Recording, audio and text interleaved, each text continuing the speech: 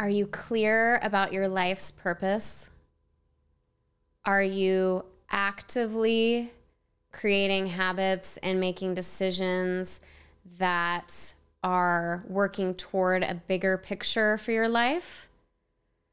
Or are you sleepwalking?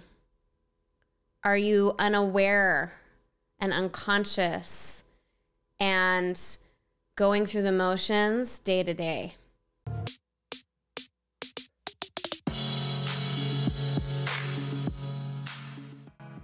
My name is Katie Clark. I'm co-founder of Spotted Dog Yoga in Folsom, California. And I want to talk about sleepwalkers. Are you one? Let's talk about the signs, the signals that you might be a sleepwalker. So the first and foremost, it's lack of awareness. Right? You're not aware that you're not aware. You're so unaware that you have no idea that this is you. Awareness is the birthplace of possibility. Awareness is the key. If you become aware that you're sleepwalking, that you're missing your life, then you can make shifts. Then you can make active, conscious choices that direct your life. And the second thing to look at as a signal, if you're a sleepwalker, is if you're in alignment or out of alignment. You know, in yoga practice, we talk about true north alignment, and that has to do with the physical body. Like aligning your body in a way that is efficient, that is true, so that you can be in your optimal pose. Well, it applies off the mat too. Are you in alignment with your goals, with your dreams, with the trajectory of your life in all of the little choices, habits, and decisions that you're creating? Do your decisions and habits work you into alignment and toward your purpose, or do they take away from it? The next element to look at is if you're on autopilot, going through the motions. The day-to-day is mundane. It's like you just do it, the same things over and over and over again, and you might be doing a lot of things. Sleepwalking doesn't mean that you're not busy. What it means is that through all of that busyness and all of the things you're doing, you're simply going through it without any consciousness around it, without any like awareness of whether it serves your higher vision, your higher purpose or not. You're just doing the things. And then what you want to look at next is what you're putting your attention on. What you're putting your attention on, things of value to you and your purpose and your dreams? Or are you putting your attention on what other people think that you should be putting your attention on? Expectations from outside of yourself, or maybe expectations that you put on yourself. Is that what your attention's on, or is your attention on getting connected to you on a physical level, your intuition, your gut, so that you know, like on a visceral level, if what you're doing and putting your attention on is true to you, is right for you, is like lights you up. It's like what you want. Like it gives you happiness. It gives you feelings of freedom and fulfillment. And then the next thing to look at is, like, as a sleepwalker, sleepwalkers avoid.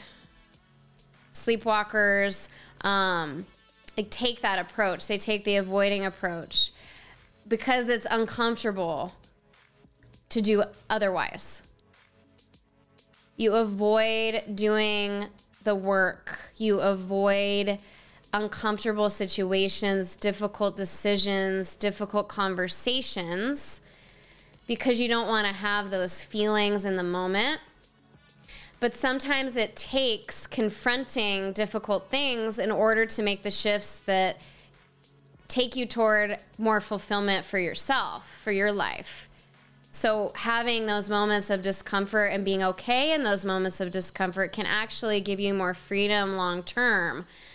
Like ending a relationship or leaving a job that is not serving you. You might be avoiding that because you don't want to have the conversation or do the thing, but it's holding you back from your dreams, your goals, and living your best life. And so now let's look at the other element in sleepwalking in regards to time, which is feeling like you have no time, right? Like I said earlier in regards to autopilot, as a sleepwalker, you're an autopilot. I said that doesn't mean you're not doing a lot of things. You might be really busy. So sleepwalkers feel like they have no time to make shifts. But what you don't realize is that if you make shifts in your habits and you're conscious in your decisions, you're making conscious choices, then you'll have more time ultimately, because you'll become aware of the things that aren't serving you, and you'll cut those things out of your life. The things that are taking your time, that don't serve you, that aren't leading you to the best life you can live, that aren't giving you joy, that aren't, helpful for you. And then you cut that stuff out, and then ultimately you have more time because you're consciously making choices to put your time into things that you actually want, that actually matter to you. And lastly, I just want to talk about like unconsciously thinking, like being unconscious of your thoughts, and also how important it is to know and be aware of what your focus is on through your thinking. So a lot of the thoughts, I think it's like 90% of the thoughts that you have today, you'll have tomorrow. So you want to notice if you're unconscious of thought. Like your thoughts are just happening and kind of like taking you over. Like a lot of sleepwalkers live like your thoughts are reality. And that's not true. Your thoughts are in your head. Life is happening out here, but often we take what's happening in our head and we project it like that's what's happening in life. And really, your thoughts will happen. You can't stop them. But what you can do, if you're conscious of your thoughts and you're conscious of what you're focusing on, you can do two things. One, you can put your attention elsewhere, right? Like not put your attention on your thoughts. We talk about that in yoga practice. Put your attention on your body. Put your attention on your breath. It's like that in life too. Put your attention out here, not in here, not in your head. Right? That's something that has an impact when you can do that. And then the second part of it is when you put your focus on your thoughts, or you notice in your thinking that you're focusing on a certain thing or things, you have the ability to shift your focus, to shift the types of thoughts that you're having. When you notice the thoughts coming in that don't serve you, you can shift your thinking actively, consciously shift it. Or if it doesn't serve you, just let it go, right? Let it become background, and then put your focus on living out here with people, cultivating your relationships, making decisions, and creating habits that lead you to and help you achieve your dreams, your higher purpose for being on earth.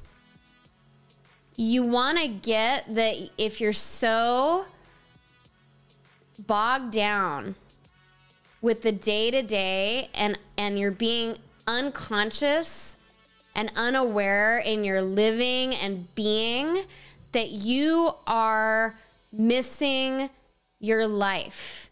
And you're gonna get to be 90 years old and you're gonna look back and think, what the heck was I doing?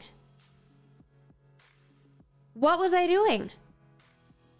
Yeah, you're gonna be disappointed.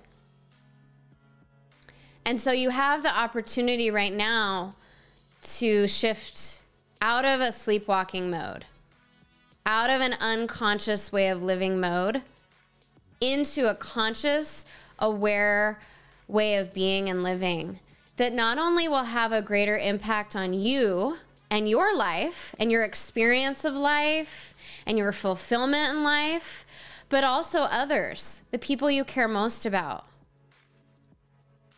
Think about how important it is for you to be present for the people that you care about most. And use that as the catalyst to make a shift right now. It's never, ever too late to become who you might have been. It's never too late to make a shift. It might be uncomfortable to make these shifts, to create this more conscious lifestyle, but ultimately you will be happier. You will be more fulfilled. You will live a better life and you will have more of an impact on others.